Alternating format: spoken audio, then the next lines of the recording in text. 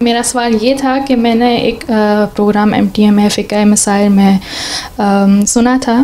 एक सवाल किया गया था कि हज़रत सल्लल्लाहु अलैहि वसल्लम के ज़माने में जब जंगें हुई थी तो उनके दौरान जो औरतें और मर्द दुश्मन काफ़िर जो थे कैद में डाले गए थे, तो औरतों के साथ लौंडियाँ भी थीं और भी औरतें थीं, उनके साथ ये भी सलूक किया जा सकता था कि मुसलमान मर्द उनको अपने घरों में रख सकते थे।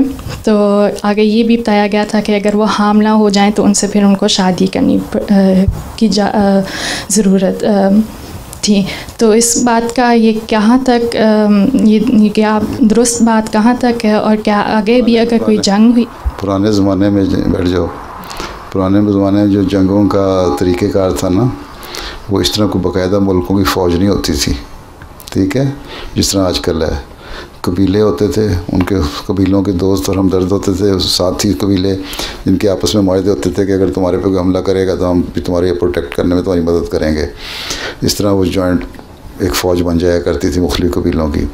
और वो भी जो भी लड़ने के लिए जाता था उसको ये कहा जाता था तुम अपना अपना ख़र्च खुद बर्दाश्त करोगे, ठीक है, और तुम्हारे अंदर एक दुश्मनी के एक वो होना चाहिए, एक इंतहा बुग़्ज़ और कीने की, ताकि तभी तुम लड़ सकते हो ना। अगर तुम्हारे दिल में किसी के ख़िलाफ़ दुश्मनी नहीं तो ज़ाती तौर पे लड़ नहीं सकते।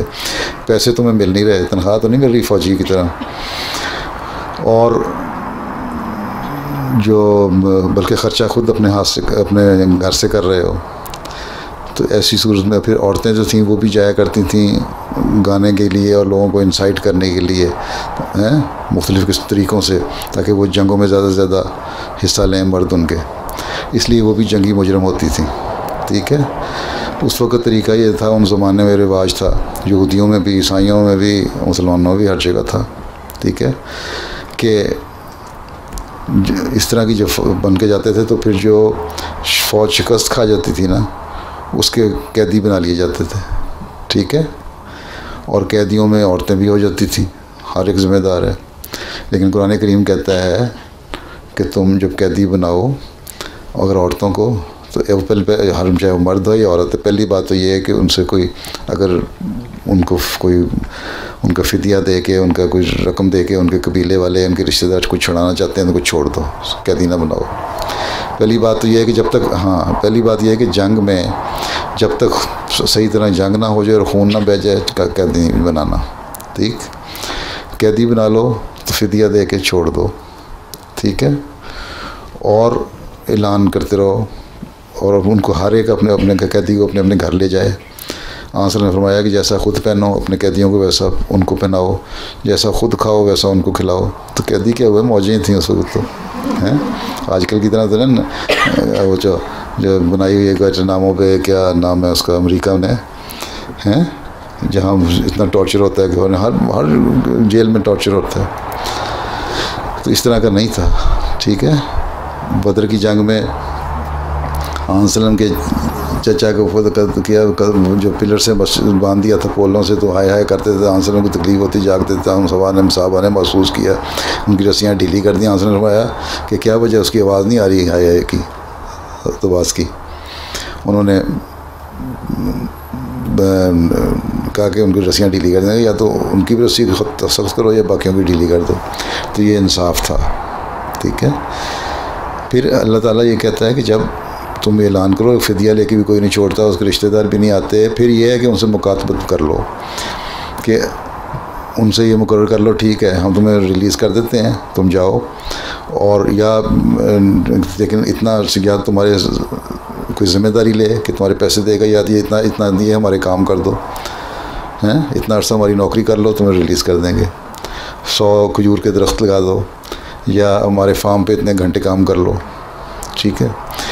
इन सारी चीज़ों के बावजूद जो, और फिर यह भी फरमाया कि औरतों से तुमने गलत हरकतें नहीं करनी, अगर तुम्हें पसंद है तो फिर उससे निकाह करो। ये कुरान शरीफ में लिखा है बड़ा वाज़ेह, मुझे नहीं पता तुमने किस तरह सुना और उन्होंने किस तरह बयान किया।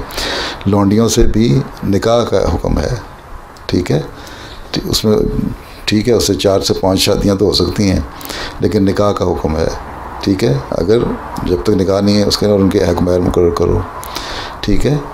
और उनसे पहले तो उनकी शादियां करवाओ, पहले तो उनको छोड़ दो, अपने घरों वाले रिश्तेदारों के पास चली जाएं। उनके घर वाले कोई ना हो, उनका रिश्तेदार कोई ना हो, कोई उसको लेने ना आए तो फिर अपने घर में रखो, लेकिन वहाँ बुराइयाँ पैदा हो सकती हैं, ठीक है, इसलिए उनकी शादियाँ करवाओ।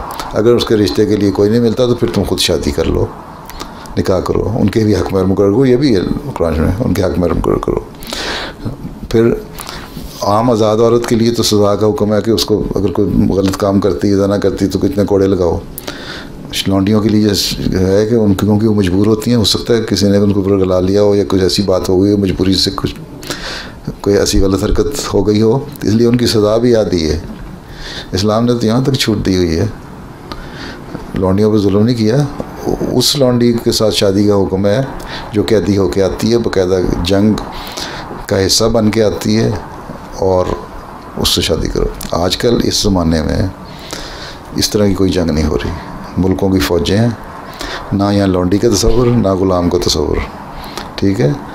मुल्क जो हैं हुकूमतें उन फ़ौजियों को तनख्वाह देती हैं, उनको असला देती हैं, ख़ुद वो लेके आते हैं, लड़ते हैं। इसलिए यहाँ ये तस्वुर वो उस ज़माने के लिए था, ख़त्म हो गया। और आइंदा अगर कभी किसी ज़माने में होगा तो तब वो शर्त लागू हो जाएगी, नहीं तो कोई लौंडी और ग़ुलाम का तस्वुर अब नहीं है, ना हो सकता है इस ज़माने में, ठीक है।